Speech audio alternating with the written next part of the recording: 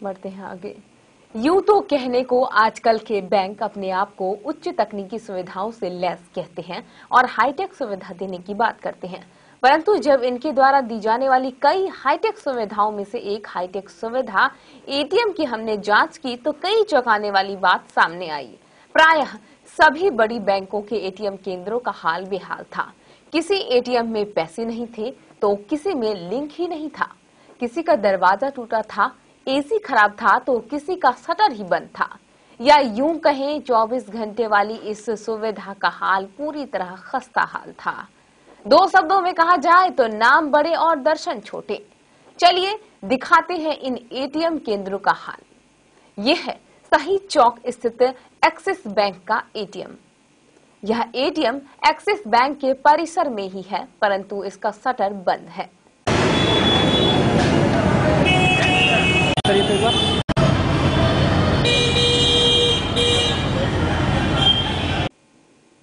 यह है पुराना बाटा चौक के पास स्थित यूनाइटेड बैंक का एटीएम।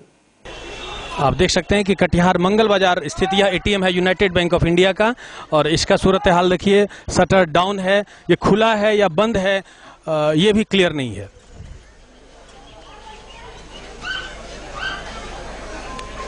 यहाँ भी शटर डाउन। अब उपभोक्ता जाए तो कहां जाए। इसी एटीएम के बगल में स्थित है स्टेट बैंक ऑफ इंडिया का एटीएम। लीजिए जनाब, इस एटीएम में तो पैसे ही नहीं है। यहाँ तो आए दिन बंद ही रहता है एटीएम, पूरे शहर में प्राय बंद ही रहता है। कभी लिंक फेल रहता है तो कभी इसमें पैसे ही नहीं डालते हैं। और तो और 24 घंटे वाली इस एटीएम में हेल्पलाइन नंबर भी नहीं लिखा गया है। आप देख सकते हैं कि इस बैंक का सूरत हाल न बोर्ड मौजूद है यहाँ पर, और जो है किसी प्रकार की अगर सूचना दी जाए अधिकारियों को, इसके लिए एक जो है सूचना दी गई है कि एटीएम परिचालन में किसी प्रकार की कठिनाई होने पर कृपया निम्नलिखित नंबर पर संपर्क करें। और आप गौर से देखिए इसे कि संपर्क करने की बात कही गई है, लेकिन किस नंबर पर संपर्क करे उपभोक्ता, इसके लिए कोई संपर्क सूत्र नहीं दिया गया है।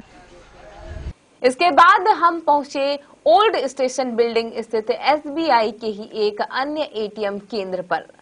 यहाँ की हालत और भी खराब है। गेट टूटा हुआ है, एसी खराब है और अंदर की हालत जर्जर। यहाँ एक बैंक द्वारा टिकट बनाने की मशीन भी रखी गई। यह मशीन जब से रखी गई है तब से ही खराब है। बैंक अधिकारियों को इसकी कोई चिंता नहीं। आप अच्छी तरह देख सकते हैं कि इस एटीएम का खास्ता हाल। प्रायः ये एटीएम बंद पड़ा रहता है। निश्चित रूप से कभी न कभी लिंक फेल होने की शिकायत आती है, या फिर कैश काउंटर में कैश नहीं रहता है।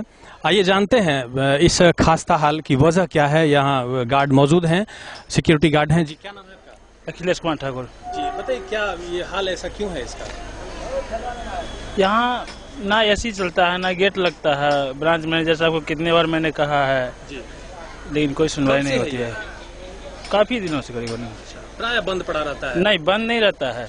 मेन होता है क्या कि एसी की वजह से मशीन नॉर्मल हो जाता है। कैश भी नहीं रहता है? नहीं, कैश तो रहता है। ये नहीं काम करता है, ये काम करता है। काम नहीं कर रहा है? इसका तो हो गया करीबन साल भर से ऊपर हो गया है। साल भर से ऊपर हुआ है। तो जो है अभी गेट नहीं है, कैसे क्या मतलब काफी कठिनाई का हम लोग सामना करना पड़ता है। टिकट के लिए है जी, टिकट चाहिए तो जी जी जी जी जी सर। लेकिन आज तक काम नहीं काम नहीं किया। जब से लगा तब से काम नहीं हुआ है। अब हम पहुंचे पंजाब नेशनल बैंक के परिसर में स्थित एटीएम केंद्र पर। पंजाब नेशनल बैंक के इस एटीएम का भी शटर डाउन है।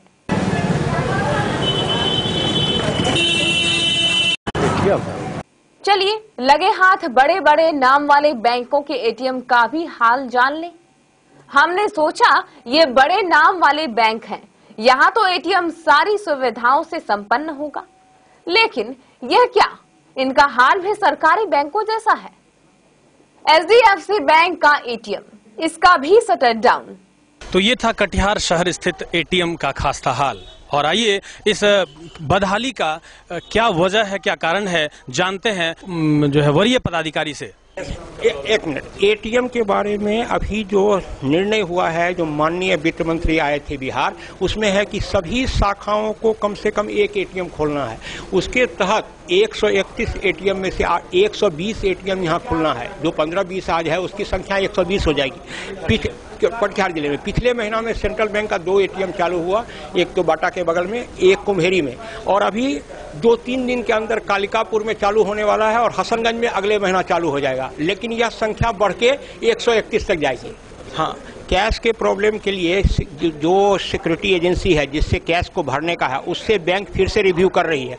जरूरत पड़ेगा तो उसको ब्लैक लिस्टेड करके हम नए कंपनी के साथ एग्रीमेंट करेंगे, सो दैट की कैश जो 24 घंटा की बात हो रही है, वो दिक्कत बिजली की अनुपलब्धता के चलते हो रही है। जनरेटर 8 घंटा 10 घंटा बैंकिंग आवर के समय तो जनरेटर, उसको भी जनरेटर दे देता है ऑनलाइन को।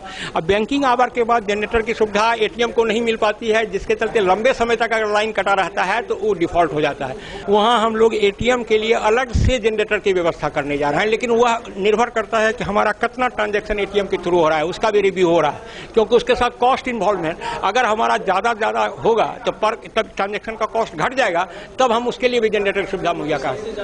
अब आप ही बताइए, शहर के मुख्य बाजार में बने इन सभी बैंकों के एटीएम का हाल ये है, तो ग्रामीण क्षेत्रों में तो ये बैंक सुविधाओं के नाम पर कहर ढा रही होगी।